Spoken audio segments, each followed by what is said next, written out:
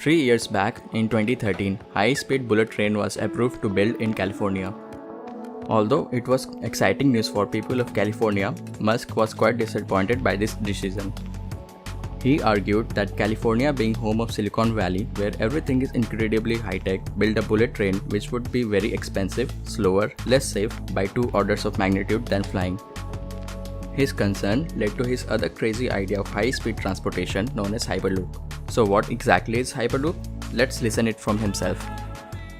It's just a low-pressure tube with a pod in it that runs on air bearings, on air skis, with an air compressor on the front that's taking the high-pressure air buildup on the nose and pumping it through the air skis. It's really, I swear it's not that hard. In a layman's term, this is the same concept which works with an air hockey game. This technology would foster commuting between major cities while severely cutting travel time by a huge factor. It is considered to be resistant to weather conditions, sustainable by renewable energy, minimal impact on environment, low cost, safer and faster. Well, what do I mean when I say faster?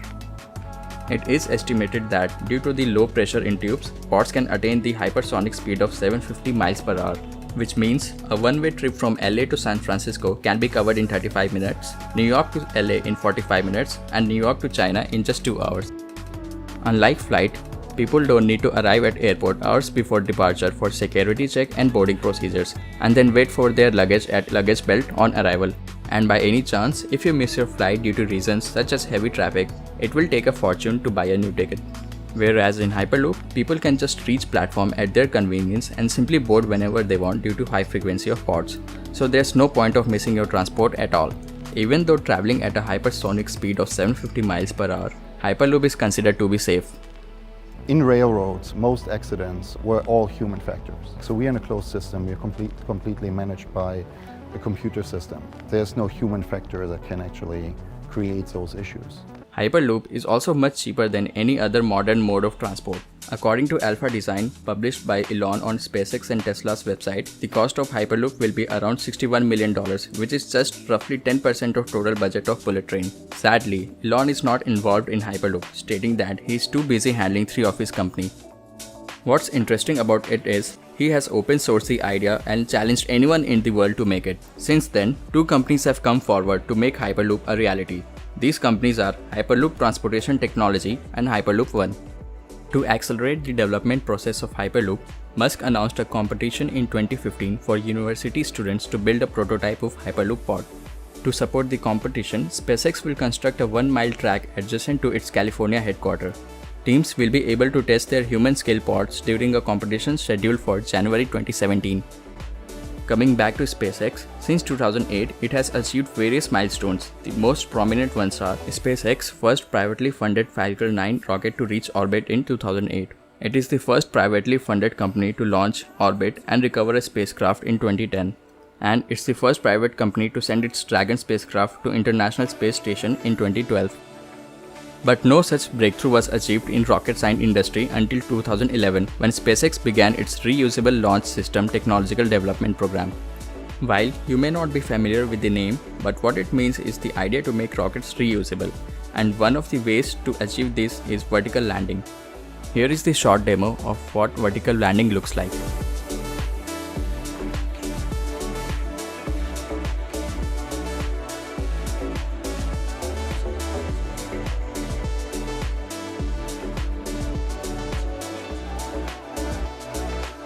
Seems cool, isn't it?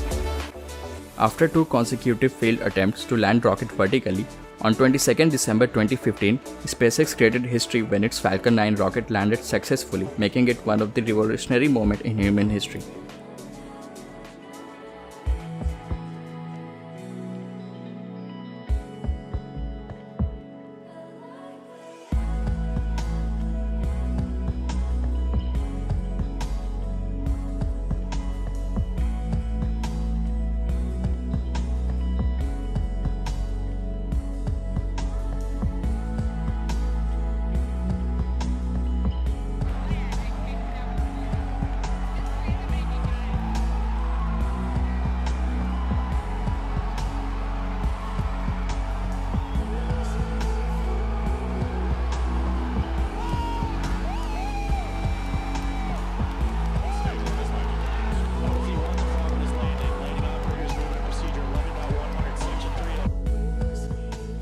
This is a big deal for rocket industry. This would enable reusability of rocket. After rocket has landed, it can be ready within few hours for its next mission. This would lead to 100-fold decrease in cost of rockets. Previously, for every mission, a new rocket would cost around $60 million, but due to reusability of rockets, it will cost only around $200,000 for fuel used in relaunch of rocket. After all the hardship that SpaceX has gone through in the last decade, their hard work has definitely paid off. But not everyone was happy with the way SpaceX was operated. NASA legend Neil Armstrong and Gene Cernan criticized SpaceX for their lack of experience and safety measures. Now is the time to overrule this administration's pledge to mediocrity. You know, there are American heroes who don't like this idea, and I wonder what you think of that. I was very sad to see that because those guys are, those guys are heroes of mine, so it's really tough. They inspired you to do this, didn't they? Yes. And to see them casting stones in your direction. It's difficult. But criticism never let down Elon on his ideas. Let's hear the main goal or the reason why SpaceX exists in the first place. I think it's important that humanity become a multi-planet species.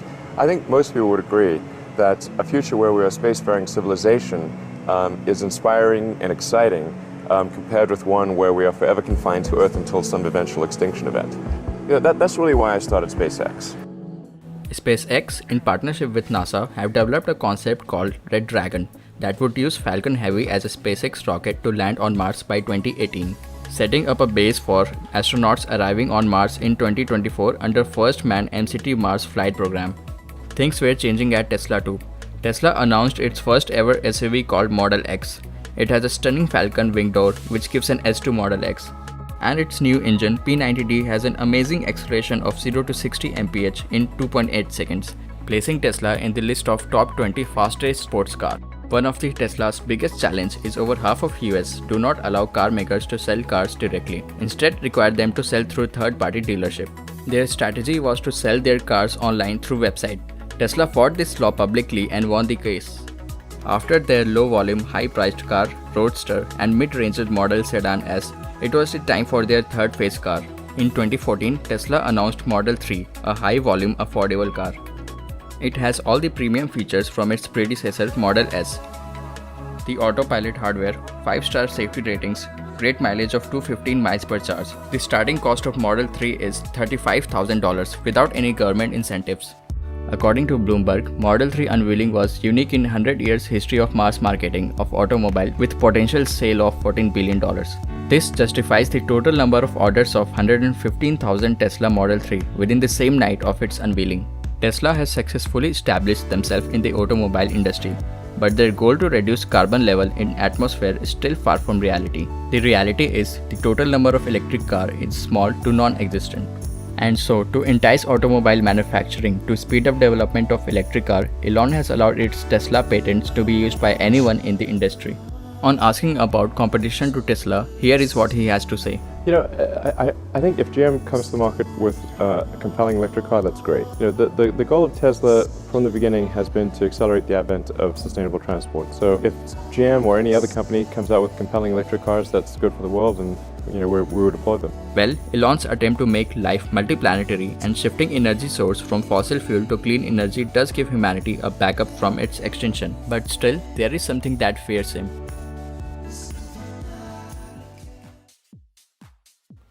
He calls artificial intelligence our biggest existential threat. Earlier this year, he joined Stephen Hawking, Bill Gates, and other thinkers to issue a warning that AI could be more dangerous than nuclear weapons. In an interview with CNN, he says, quote, "Humanity's position on this planet depends on intelligence. So if our intelligence exceeded, it's unlikely we will remain in charge of our planet." Unquote. During Code Conference 2016, he explains why AI could be dangerous. I am concerned about certain directions that AI could take that would be not good for the future. I think it'd be fair to say that not all AI futures are benign, and so if you have something, if we create some digital superintelligence that exceeds us in every way by a lot, it's very important that that be benign. And do you worry specifically about any of these companies I mentioned, who've all seemed to now kind of be pivoting toward this as the battleground in the next 10 years? I won't name a name, but there is only one. There's only one you're worried about. And they're not preoccupied with making a car that will compete with you, I assume. There's only one. This unnamed company mentioned by Elon is already putting a lot of resources in developing its AI. It has acquired companies like Boston Dynamics and DeepMind AlphaGo to strengthen its AI. Although we trust this company with our personal data, we should always be prepared for the worst case if this AI power falls in wrong hands. This is the reason Elon has started a non-profit AI research center called OpenAI. Elon has also invested in DeepMind long before it was acquired by Google, just to keep an eye on them and have some influence on important decisions. SpaceX is gearing up for first launch of Falcon Heavy in December 2016, which is designed to carry humans in space and possibility of flying crewed mission to Mars, which he claims to cost $5,000 per seat, which may be over-promising. Coming back to Hyperloop, on May 2016, first open-air Hyperloop test was conducted on test track in Nevada by Hyperloop One. The sled accelerated to 116 miles per hour in 1.1 seconds, representing a very early proof of the concept. The first Hyperloop is set to run by 2020, but where will it run is still yet to be decided by Hyperloop Transportation Technologies and Hyperloop One. As Tesla's very cool autopilot system is concerned, the first known death caused by Tesla's autopilot was disclosed in May 2016. This is sure to cause consumers to second-guess the trust they put in booming autonomous vehicle industry. Tesla Motors defended itself by showing the other side of the story in their blog, stating that it was their first autopilot death in 130 million miles driven by its customer, in contrast to fatality in every 94 million miles driven among all vehicles in US. Autopilot is still not perfect and wants driver to remain alert all the time, but according to statistics, Tesla is already doing better than any other car, mainly in terms of safety and avoiding accidents. At the time of making of this video, Tesla makes offer to acquire SolarCity. This is a major step for Elon for his make the world sustainable empire. In a way, this is a great fit. Both companies are driven by the mission of sustainability, innovation, and overcoming any challenges that stand in the way of progress. And regarding Tesla, I think it represents more than a car. They are selling the vision of the future of transport. They aren't just making electric vehicle, they are pioneering the charging network, autonomous driving, energy storage, and direct-to-consumer sales model and OTA software updates. And if you thought that this is it and enough for Elon, then you're wrong. On asking what his next big idea was, this is what he said. Next great idea. I have been thinking about the vertical takeoff and landing electric jet a bit more. I've been sort of toying with the design for an electric supersonic vertical takeoff and landing electric aircraft for a while. I'd love to do it, but I think my mind would explode because aircraft have all these unnecessary things like tails and rudders and elevators, not needed. A supersonic electric jet with vertical takeoff and landing will open up many opportunities. People won't need to go to airport that is situated far off from the cities, and Musk's electric jet can land and take off directly from helipads. And with its supersonic speed, it is possible to travel to any part of the world in just matter of hours. So in the years to come, we might see another startup incorporated. There's no alpha doc release as of now, but there has been an open discussion at MIT's Aero Astro Centennial Symposium. This concept of electric jet is so cool that even Tony Stark has appreciated his idea. Mr. Musk, how are you? Congratulations on the promotion. Thank you very much. Thank you. Those Merlin engines are fantastic. Thank you. Yeah. Good idea for an electric jet. You do? Yeah. Then we'll make it work. Well, we have had geniuses like Steve Jobs, Bill Gates, Mark Zuckerberg that came up with revolutionary product ideas that captured mass market, but among these, Musk is the only one so far to build the future instead of just building a product.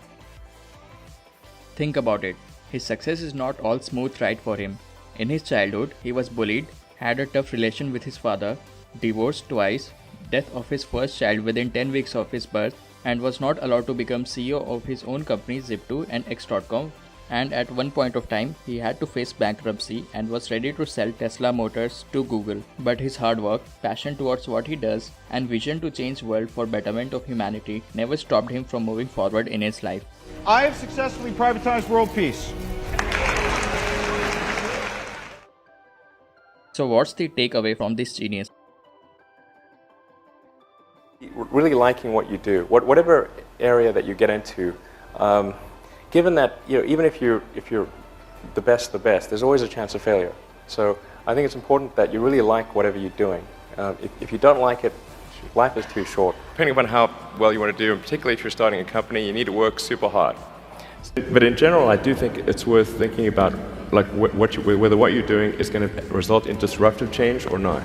If it's just incremental, it's unlikely to be something major.